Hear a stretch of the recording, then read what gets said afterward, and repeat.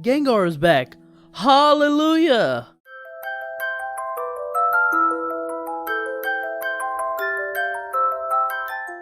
Yes, ladies and gentlemen, episode 43 of the Journey's anime, which is part 2 of the Sword and Shield arc, is titled The Darkest Day, just dropped, and in this episode, we continue where we last left off, as Ash has teamed up with Leon to help stop the Dynamax Pokémon, while Go is trying to solve the reason why it's happening with Sonia. What's gonna happen this episode? Well, let's find out.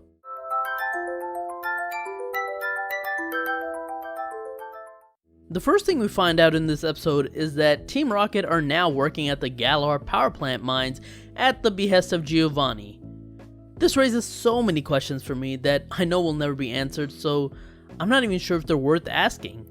Alola basically killed any hype for me of Giovanni ever appearing in the series again, especially after how they laid such a great story between him and Nanu, only to never follow up on that again. Anyways, they're here because they were told that there's a super evil Pokemon here. Essentially, they work as spies. We'll get back to them later, as I feel like they'll end up contributing a lot more to the arc than what people originally thought they would. Continuing from last episode, Sonia and Go have finally made it to Turffield and are looking at the Turffield geoglyph. Go re-explains the Darkest Day story that Sonia had told to him before starting to theorize that maybe the vortex in the geoglyph might be similar to the vortex he saw when Lugia first appeared in episode 2. He assumes that maybe that means a similar, stronger Pokemon like that could be reappearing, and that's what the Darkest Day is, and maybe that could be the Pokemon that he saw on his first time to Galar. I really like the connection here to the beginning of the series. Intentionally or not, this works so well. If you play the game, then you know where this is going.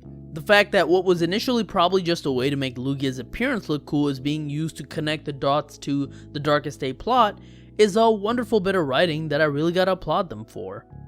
However, how fast Go connects the first time he saw Eternatus to the Darkest Day is a bit far-fetched. I'm willing to give him the benefit of the doubt, but there's no real indication that these two Pokemon were connected in any way. It's a pretty big logical leap, but I guess it's one that we accept for the sake of the story. Back in the power plant, more Dynamax particles start to leak, causing the nearby Colossal in a mine to start Gigantamaxing and rampaging. While that's happening underground, Team Rocket are spying through the conversation that Rose and Oleana are having. And here we find out that Rose knows everything about the Darkest Day, including that it was Eternatus who caused it last time, and we also see Oleana telling the agent that was following Sonia and Go to continue following them. Team Rocket being the first ones to know about Rose's plan is huge in my opinion. I don't think they'll be a part of the ending to the arc, which is pretty unfortunate, but when things go down, they'll most likely be the people telling our heroes what's going on and catching them up to speed, which is a pretty cool role for them. On the surface in the mine, after Ash and Leon battle the Gigantamax Colossal, where we finally get to see Gengar do something, Rose then meets up with Leon and Ash. He introduces himself to Ash before Leon questions if Rose knows why any of this is happening. And Rose gives this bizarre response that's so random that even the most oblivious person would know that Rose probably knows something. And here, we see the beginning of that suspicion for Leon. On one hand, villains always make it so obvious that they're evil, don't they?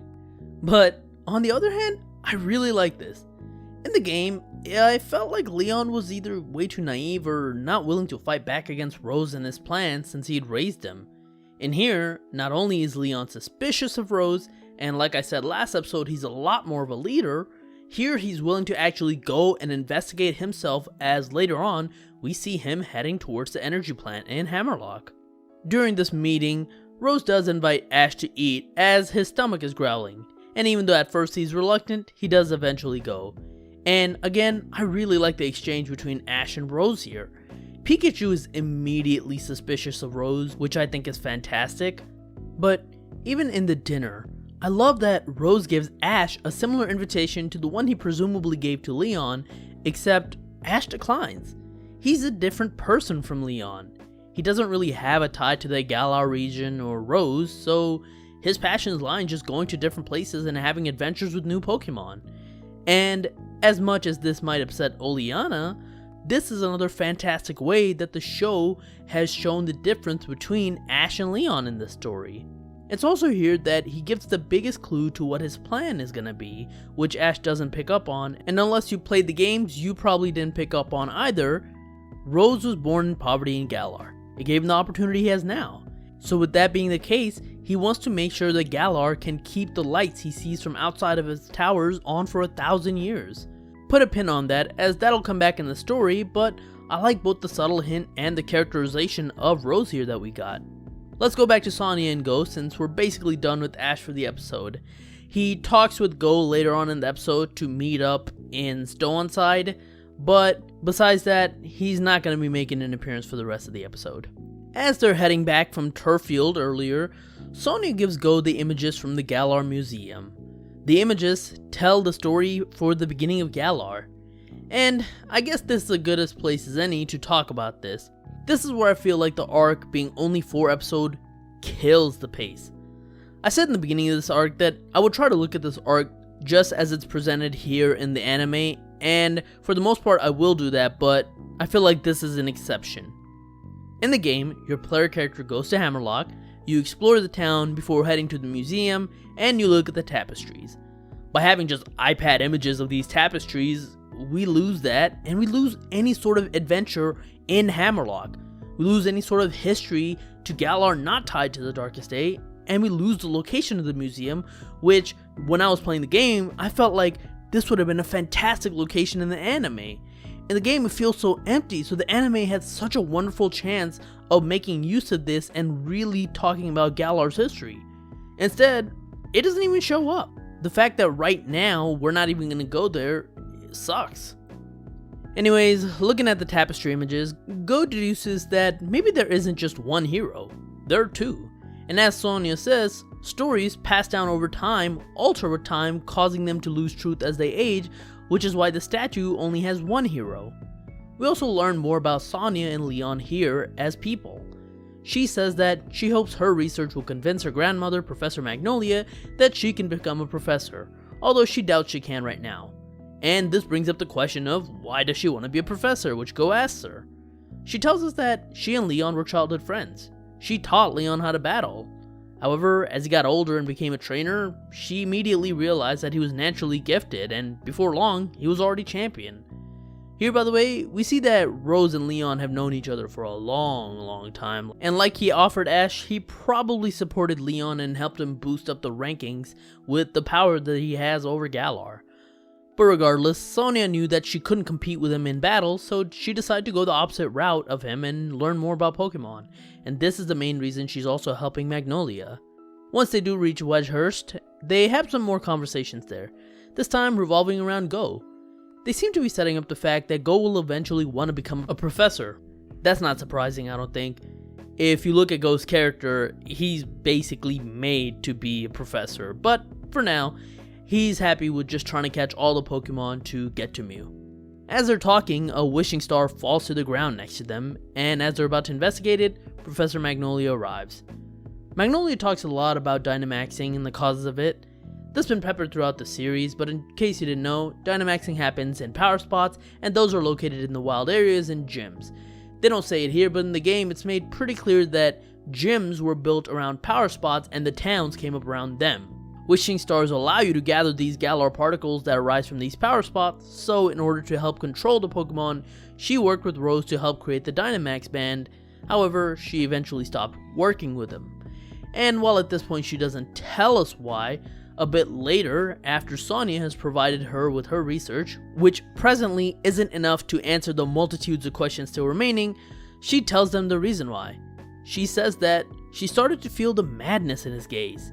He is someone who's willing to do anything needed in order to fulfill a goal, and although she doesn't have proof, she has a gut feeling that all of this Gigantamaxing and rampaging is happening because of him. As Sonia and Go head on to Stow-on-Side to check on the mural, we see that the agent who was following them has overheard them.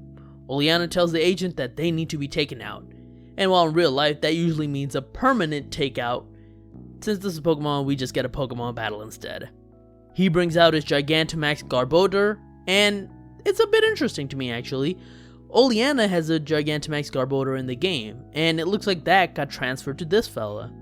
He probably won't be a recurring character, which means that most likely we probably also aren't gonna get the Oleana battle like we did in the game. Instead, she's gonna serve more of a secretary function than she already has, and you know what? That's fine with me. In the game, she acts as a final boss before you reach the top of Rose Tower, but since here we're not gonna have anything like that, I don't mind them changing out who has that Pokemon. Once the Gigantamax Garbodor comes out, Go goes for it and Dynamaxes his Raboot for the first time, and I did find this pretty cool. I didn't ever think Go was ever gonna Dynamax in this series. The fact that his Raboot is the Dynamax Pokemon is cool, cause we know from the opening that his Raboot is most likely going to evolve this arc. And in fact, it might even evolve in this fight, who knows. But for now, the biggest thing is that when trying to dodge, Raboot falls back on the mural, and Sonia and Go find out that there's a hidden statue behind the mural, ending the episode on this cliffhanger. Like I said earlier, my biggest worry about this arc is just how rushed it feels. Not only story-wise, but also in terms of animation. I don't know if you noticed during the episode, but there's actually two glaring animation errors. Number one, this construction guy just straight up disappears before reappearing in the shot when Colossal is Gigantamaxing. That shouldn't happen.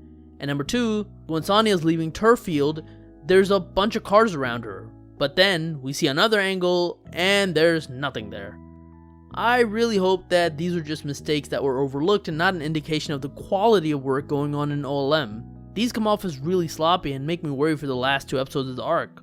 Will they be able to wrap up the arc in a satisfactory way, and will the animation even hold up for the rest of the arc? I guess we'll just have to wait and find out.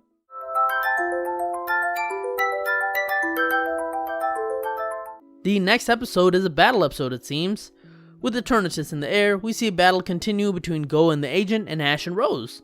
I really hope that these battles look good, but this series hasn't shown me that it can do good battles when it needs to.